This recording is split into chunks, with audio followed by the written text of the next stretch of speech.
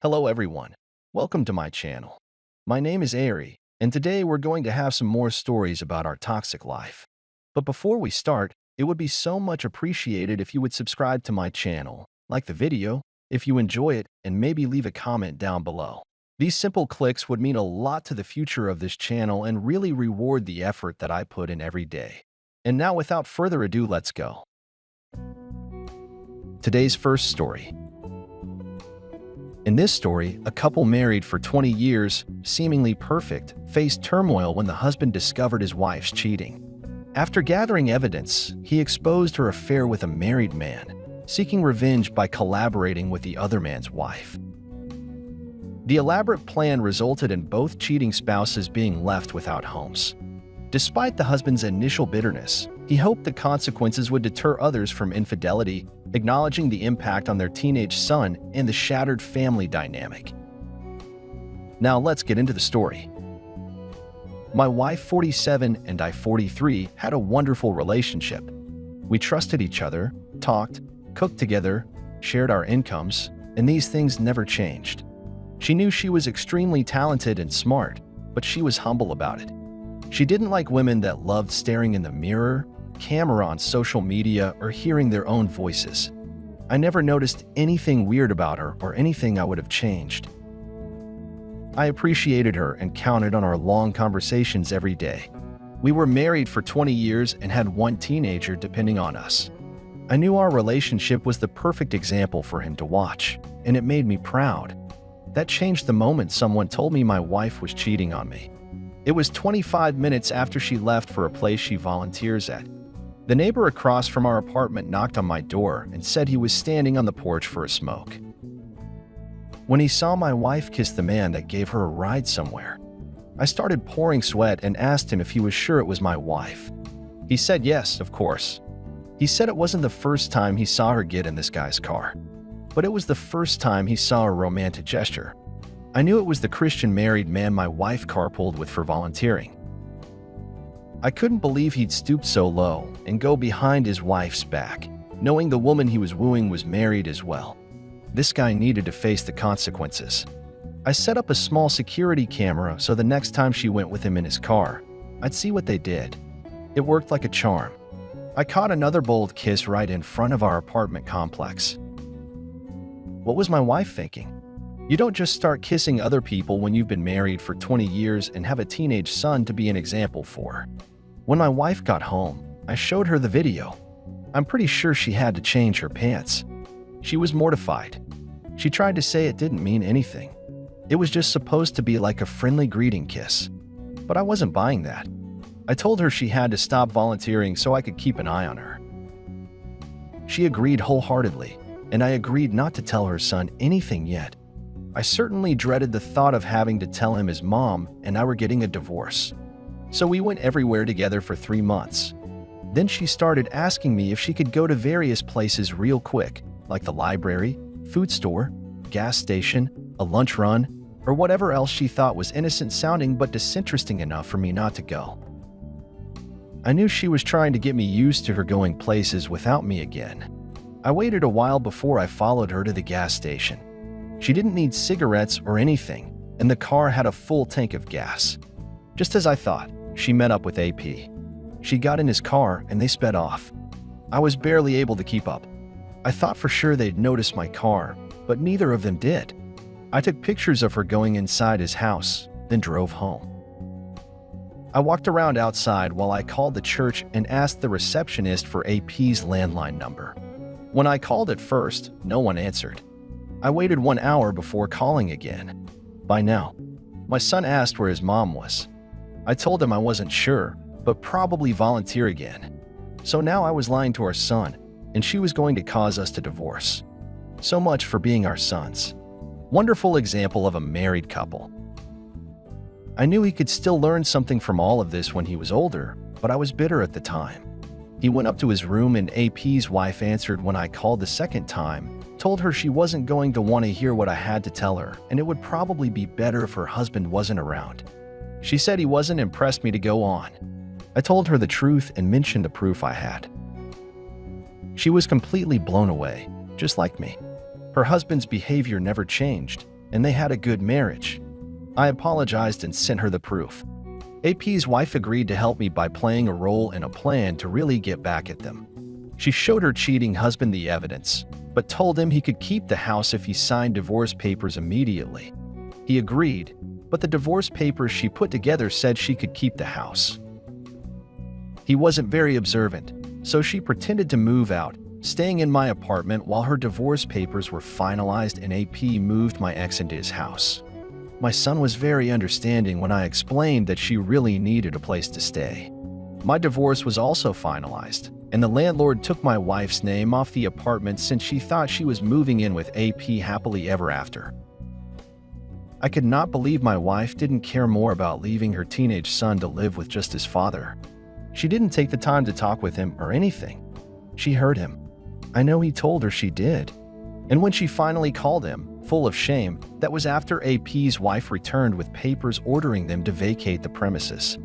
My wife begged me to let her come back. I overheard my son on the phone with her, telling her he didn't want her to come back, just to leave again, and he knew I wouldn't and shouldn't take her back. He was very mature, but I hated that he was so involved in this just because my wife needed a place to stay now. So since they had nowhere to go for a while, they stayed in a hotel, and then AP got an opportunity to stay with someone, but he couldn't take my ex with him. He left without hesitation, giving her $50 as a parting gift. What a loser. She was left in a bad place. I think she started sleeping in the church, but no one told me anything about her, and she wouldn't talk to me or our son about her situation. I know she was feeling the consequences of losing the long-term family she helped create. I hope to hear this stops people from cheating. Today's second story. In this story, Opie discovers his wife's alleged sexual assault during a gynecologist visit. While planning legal action, he uncovers her affair through her messages. Tracking her to a restaurant and hotel, he collects evidence, confronts her with divorce papers, and exposes the affair online. The wife becomes homeless, the doctor loses his license, and the man rebuilds his life through counseling and new interests. The story underscores the impact of betrayal and the resilience needed to overcome adversity. Now let's get into the story. I was 35 and my wife was 29 when she scheduled her second ever gynecologist appointment. She usually texts me constantly, and before she went into the doctor's office, she let me know that's what she was doing.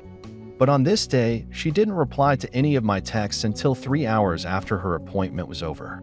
When I got home from work, she was keeping herself busy by doing laundry and wouldn't look me in the eye. I finally got her to face me and asked why she was behaving differently. She broke down crying immediately and told me she felt uncomfortable with the doctor earlier that day. I asked her for more details, and she said he'd strapped her feet down in the stirrups and used his mouth for things other than talking. I freaked out. I started pacing and yelling, planning out how I was going to bring this guy down. It didn't take long for me to ask my wife if anything else happened, and she hesitated to tell me that. Yes, something else happened. He had intimate with her while she was strapped to the table. She still looked upset, but it was like she let her emotional mask slip. I could tell that she wasn't completely upset about it, but wanted me to believe she was. I cried and let her believe I didn't see through it. Maybe it was because I couldn't accuse my wife of willingly sleeping with her doctor. Instead, I started talking about getting a lawyer so that we could sue him for malpractice. As soon as I mentioned this, my wife looked embarrassed and nervous. She said we didn't need to do that, she just wouldn't go back to him again. I told her that was crazy talk and he needed to pay for his crime. What if he abused other women? She looked at me dumbfounded, like she hadn't thought of me saying that and didn't know how to respond. The next day, I was surprised that my wife felt well enough to go to work. I refused to go and planned on finding a lawyer. Just as I was about to call one, my wife's iPad binged. Curiosity took hold of me and I looked at it. There was a notification on her. WhatsApp. From someone she programmed as L. They made arrangements to meet at an address out of town. In the last hour, she was scheduled to work. She told this person she'd be able to get off early with a winky face, and when she was asked if she told anyone about yesterday, she swore she didn't. This scared the shit out of me. I was instantly certain that my wife was hiding something. I checked the clock and realized I had hours before they were going to meet. I called a divorce lawyer to talk about what my wife told me and what my best course of action might be. He agreed that it seemed odd and that I should do whatever I can to find proof of what she was up to. He suggested I hire a PI, but since I had an address unbeknownst to my wife, I decided to go there myself and catch her red-handed. On the way, I picked up a GPS tracker. I was trembling as I waited in my car in the parking lot of a fancy restaurant. They probably picked this place to meet so that they might not be recognized. My wife arrived first, looking nervous. She got a table for two visible through the front window and waited. I fought back emotions as I continued waiting. Soon a wealthy-looking man arrived in a nice car. He entered the restaurant and joined my wife at the table. I cried for a few minutes before getting out and placing the tracker on my wife's car. I got closer to the window but stayed behind a car while I took pictures. They talked and ate without a care in the world. I sat in my car again until they each got into their cars and my wife followed him while I followed her at a distance. They arrived at a hotel and I drove around the other side so I would be seen. I paced outside for a minute, wondering how long I needed to wait so they wouldn't see me. I stood by the automatic doors and took a picture through the glass without activating the motion detector. They were standing at the counter checking in. It was a very clear picture, and I turned away to throw up. It took every ounce of power I had to resist being him right then and there. I moved my car to the front parking lot far from the entrance, zoomed in on my camera and set it on my dashboard, pointing directly at the entrance of the hotel. I started recording after 10 minutes, and a while after that, they'd both emerged hand in hand. They kiss each other goodbye and get into their own cars along with the screenshots of their conversation. I had enough proof that they were having an affair. I got divorce papers and returned home after my wife. She greeted me with the familiar warmth I knew like nothing was wrong. In response, I'll slap the divorce papers across her face. She gasped and demanded answers.